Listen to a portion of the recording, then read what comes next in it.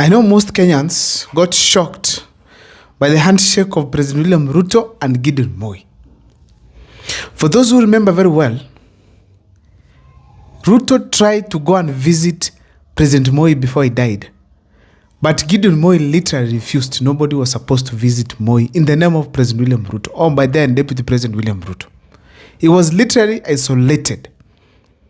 So if there is antagonism that we need in this country, it is between Gideon Moi and William Ruto. I remember one time, one of the leaders from Kericho was actually nominated to become a member of the cabinet in the name of a cabinet secretary. I think by then it was Charles Keter. So Aaron Cheriot was the one sponsored by URP. Gideon Moi had his own party, the KANU one, and brought his candidate. Kulikuwa na kivumbi pale Kericho. So it was clear by that time that there was antagonism seriously in the Rift Valley region. And that was staged by President William Ruto and of course that one of Gideon Moi. So these two people have been antagonists. Now when they came together and said hi to each other at statehouse, it was a shock for everyone because people were asking. Gideon Moi comes from a wealthy family. His father has been a president for this country for 24 years. He's himself very wealthy. Was he really going to look for money from Ruto? No. Even if he was paid, I don't think money was something big for him. He comes from a very powerful family. These are people, once you are rich in this country, then you have a big say. So it is not about power. These people are very powerful. Ladies and gentlemen, Gideon Moi has support within his county. Baringo County, he has huge support.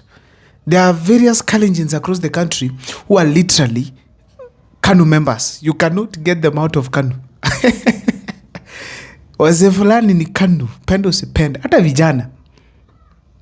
Then now the big question is, why did Gideon Moi decide to quit the senatorial race and eventually have an handshake with William Ruto? That is what I want to take you through here on this particular channel. But before I do so, if this is the first time you're watching my videos at Mukwa Times, I kindly want to remind you, ladies and gentlemen, to subscribe.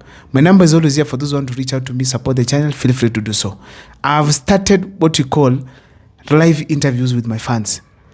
Get my number here, talk to me and tell me you are okay to participate. I will include you in one of my conversations live on YouTube.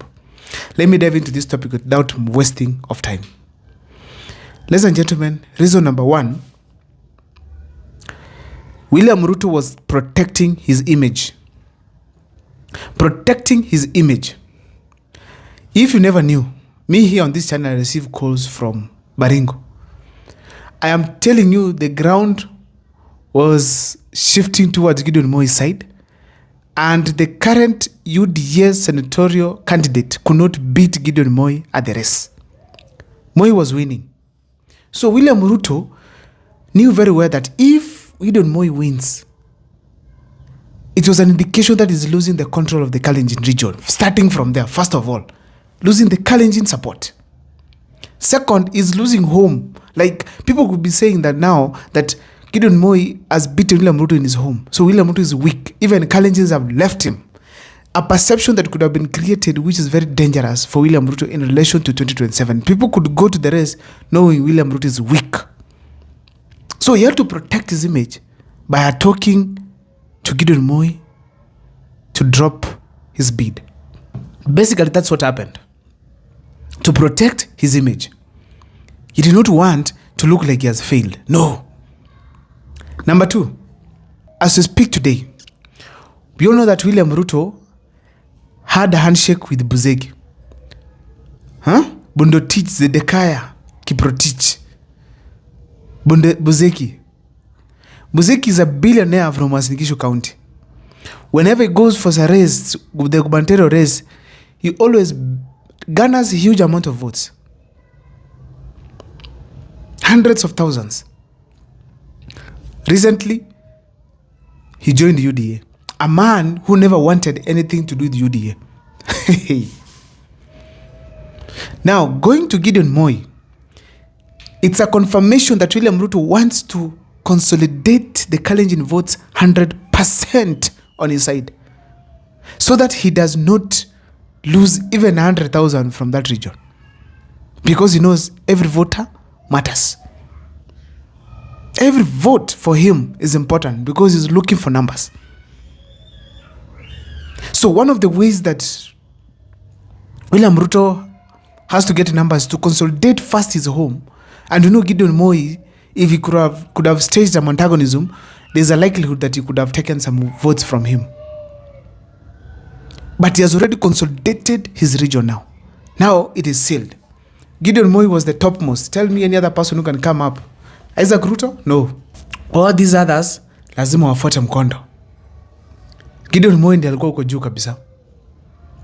So William Ruto had the idea of going to consolidate first his home. That is done and dusted. Secondly, it was in relation to the Kalenjin succession. Wakati tuliongea na huyu ndugu yangu Gideon, tukapanga maneno ya zamani, tukapanga maneno ya hapo katikati, tukapanga ya maneno ya sasa, tukapanga ingine ya mbele.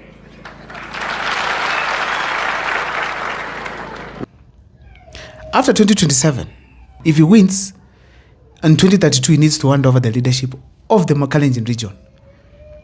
And as a result, William Ruto needs to prepare someone. I'm convinced that he has tried to convince people to support Murkomen, but Murkomen is not attracting support completely. Murkomen is not attracting support. So it is Gideon Moi. Kwa sababu amejaribu, shida za Moi kidogo zimemtoka, kwa sababu we have had three presidents ever since Moi left. So in a nutshell, Gideon Moi is fresh enough to take over the mantle. And if Gideon Moi comes on board, then that means the Kalenjin community is going to still be very united. They are going to be a formidable team, or maybe a formidable bloc in every general election. It's going to be like Mount Kenya, Musipochunga. It's going to be like Mount Kenya, in that if someone has to win an election, they have to watch and see what the Kalenjin community is saying. It's going to happen, because if they manage to consolidate the 3 million votes they have, you'll see kura ya kuchukulia mchezo, whether they have a presidential candidate or not. Ladies and gentlemen, the other reason as to why these people went together, it's also because of the big fish protection. We know these families, once they establish their businesses here and there, eventually they want also to come together and protect themselves from any form of attack to their business or even attack to their wealth. So this is a game of big fish. Go for your brother. I'm wondering, he was with Uru the other day. Now he was with Gideon Moi. He has been with Raila Amolo Odinga. Who knows who is next? Big fish game. Lastly, this is Ruto's method. We saw what he did at Banisa constituency.